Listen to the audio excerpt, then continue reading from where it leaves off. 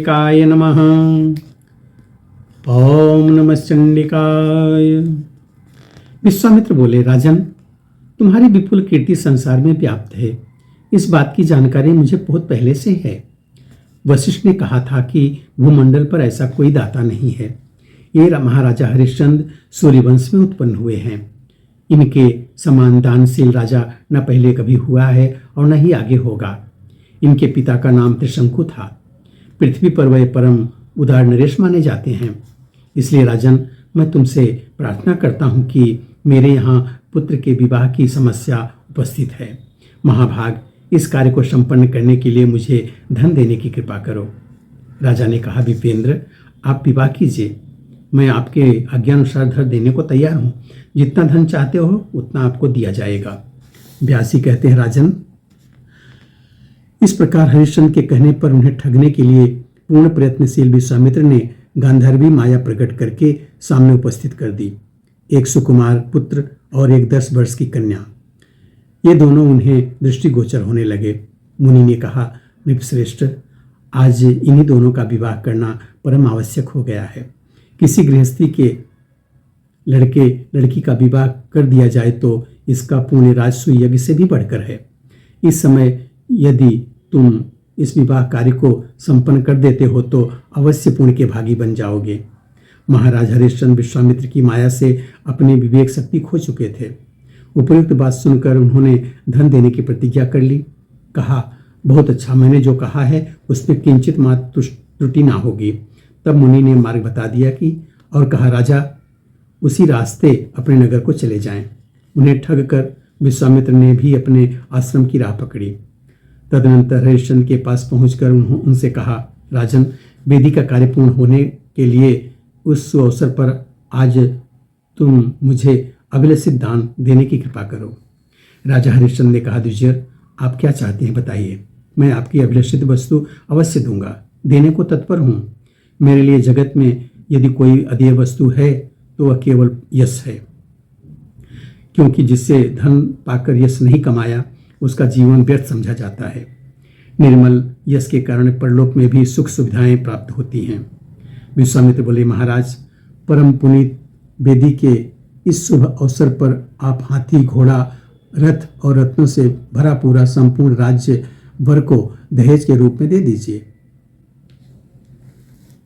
व्यासी कहते हैं, राजन, विश्वामित्र की माया से मोहित हो जाने के कारण हरिश्चंद्र ने उनकी बात सुनकर कुछ भी विचार नहीं किया और झट कह दिया, बहुत ठीक, इच्छानुसार राज्य मैंने आपको दे दिया। किंतु अत्यंत कठोर हृदय वाले विश्वामित्र बोले, हाँ, मैं पा चुका, परंतु राजेंद्र महामते, अब दान की सांगता के लिए दक्षिणा भी तो चाहिए, क्योंकि मनु ने कहा है, बिना दक्षिणा का दान निष्फल माना जाता है। अतएव दान को सफल बनाने के लिए तुम यथोचित दक्षिणा देने का प्रबंध करो। राजन, जब विश्वामित्र ने यूँ कहा तब हरिश्चंद्र के आश्चर्य की सीमा नहीं रही। वह उनसे कहने लगे, स्वामिन, इस समय आपकी सेवा में मुझे कौन सा धन उपस्थित करना चाहिए? साधो, आप बताएं। जितनी दक्षिणा हो उसे देने के लिए मैं तत्पर हूँ। तपोधन, आप शांत रहिए। दान की पूर्ति के लिए मैं दक्षिणा अवश्य दूंगा। राजा हरिश्चंद्र की बात सुनकर विश्वामित्र बोले, राजन, यह 2.5 भार सोना दक्षिणा में दीजिए। सुनकर विस्मय विमुग्ध राजा ने उत्तर दिया, हाँ ठीक है, मैं दूंगा। उसी समय राजा हरिश्चंद्र के सैनिक आ पहुंचे। महाराज को देखकर उनके मन में बड़ी प्रसन्नता हुई, परंतु उन्हें चिंतित देखकर सैनिकों ने प्रार्थना पूर्वक उनसे चिंता का कारण पूछा। व्यासी कहते हैं, राजन, सैनिकों के पूछने पर महाराज हरिश्चंद्र ने भला बुरा कुछ भी उत्तर नहीं दिया। अपने किए हुए कार्य पर विचार करते हुए वह अंतःपुर में चले गए। सोचा, अरे, जिसमें अपना सर्वस्व समर्पण कर हो जाता है, ऐसा दान देना मैंने स्वीकार ही क्यों किया? इस ब्राह्मण ने तो ठगों की भांति बाग जाल से फंसाकर मुझे ठग लिया। सामग्रियों सहित संपूर्ण राज्य उस ब्राह्मण को देने के लिए मैं वचनबद्ध हो गया। फिर साथ में 2.5 भार सोना देने की भी मैंने प्रतिज्ञा कर ली। मुनि क्या यह कपट मेरी समझ में नहीं आ सका। अकस्मात उस तपस्वी ब्राह्मण के धोखे में मैं पड़ गया। निश्चय ही विधि का विधान समझ में नहीं आता। पता नहीं अब भविष्य में क्या होने वाला है। इस प्रकार गहरी चिंता में पड़े हुए राजा हरिश्चंद्र अंतःपुर में चले गए। उन्हें चिंताग्रस्त उदास देखकर रानी ने चिंता का कारण पूछा। प्रभु, इस समय आप क्यों इतने उदास हैं? कौन सी चिंता आपको सता रही है? मुझे बताने की कृपा करें। राजेंद्र, आपका पुत्र सकुशल है? राजसूय यज्ञ में आपको सफलता प्राप्त हो गई है? फिर शोक क्यों करते हैं? इसका कारण स्पष्ट करने की कृपा कीजिए। इस समय बलवान अथवा निर्बल कोई भी आपका शत्रु नहीं है। वरुण भी आपके व्यवहार से परम संतुष्ट हैं। जगत में आप धन्यवाद के पात्र माने जाते हैं। परम बुद्धिमान राजेंद्र, चिंता से शरीर क्षीण हो जाता है। चिंता के समान दूसरी कोई मृत्यु नहीं है, अतः आप इसे छोड़कर स्वस्थ हो जाइए। राजन, पत्नी के वचन सुनकर महाराज हरिश्चंद्र ने प्रीतिपूर्वक उन्हें चिंता का कारण बतलाना चाहा, पर बता नहीं सके।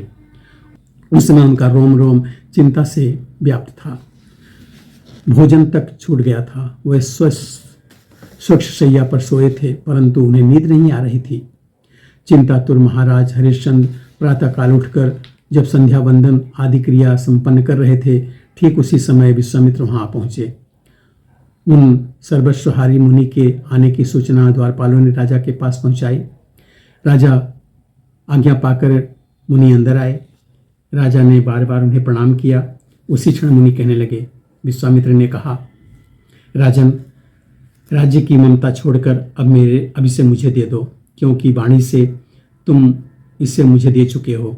राजेंद्र, अब सुवर्ण दक्षिणा देकर तुम्हें अपनी सत्यवादिता सिद्ध करनी चाहिए। राजा हरिश्चंद्र बोले, कुश्यप वंश को सुशोभित करने वाले प्रभु, अब यह मेरा राज्य नहीं है, मैं इसे दे चुका। मैं यहाँ से अन्यत्र चला जाऊँगा, आप चिंता ना करें। ब्राह्मण, विभो, विजय, मेरा सर्वस्व आपकी सेवा में समर्पित है। आप इस पर अपना अधिकार कर लें। अभी इस समय दक्षिणा वाला सुवर्ण देने में मैं असमर्थ हूँ। जिस समय मेरे पास धन आवेगा, उसी क्षण मैं आपको दक्षिणा अवश्य चुकाऊंगा। इस प्रकार विश्वामित्र से बातचीत करके राजा हरिश्चंद्र ने अपने पुत्र रोहित तथा भार्या माधवी से कहा, यह संपूर्ण राज्य इन ब्राह्मण को मैं दान कर चुका हूँ। हाथी, घोड़े, रत्न, सुवर्ण आदि सभी सामान इस दान के अंतर्गत आ गए।